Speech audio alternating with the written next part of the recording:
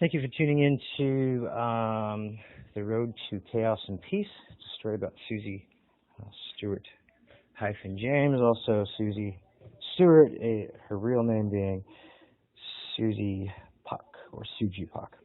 So this segment I've been waiting to do, and it's taken me a couple of days because I had to really put my thoughts together because so much was going on, and I think it's kind of cool that we can clear the air on some of the stuff we were doing. Now, granted, we weren't always, totally 100% sober, but I mean by whether taking medication or smoking marijuana or whatnot. Again, if you have issues with that, that's, whatever. My wife had cancer, so she was licensed way before people were with a level 5. So much so that King County Housing Authority came in and gave portable air purifiers for her. Anyway, Susie is at Navos. This was about her third trip there. She'd spent about 4 or 5 months at Navos, I think, at that time. And this was, it was when we lived in Tukwila. Now, when we hadn't decided where she was going to live. Anyway, we found her with the help of a few people. So, anyway, she's at Navos, and she gets released to Pioneer Park Terrace in Tukwila, a gated community that's guarded 24, well, not 24/7, but for all night long. And they had guards out front. And it was a harm reduction building, so people could do whatever they wanted to inside their doors and not be bothered by it. And in tandem with sound mental health, they were. So anyway, I'm going to take a break, grab some water. I'll be right back. You won't notice it because there'll be a click, and then I'm back. So we'll get ready for this, and I just want to set it for you. Susie gets released.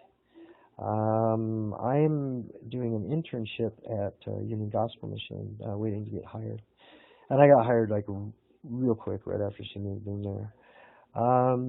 So we get there, or she gets there, and I haven't totally seen her yet.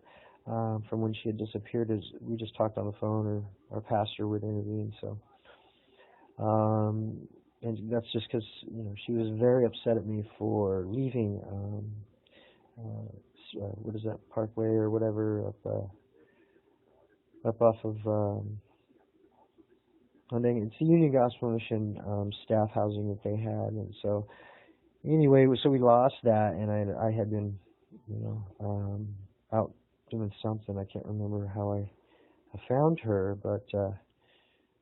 She did show up. Anyway, let's see here. I'm trying to get it all right.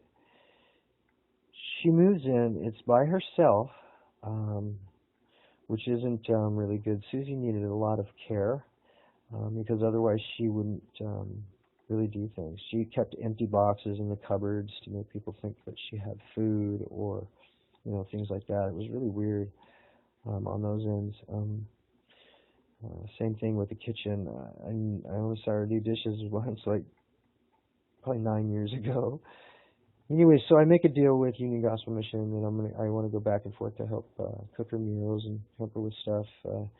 She wasn't in a handicapped apartment, that's kind of a caveat right there, which started a lot of stuff, asking for the one next to her, which was. The lady was in a walker, she's in a wheelchair, and if I wasn't there, she couldn't get out the door to make her meetings. So there was a lip on the door.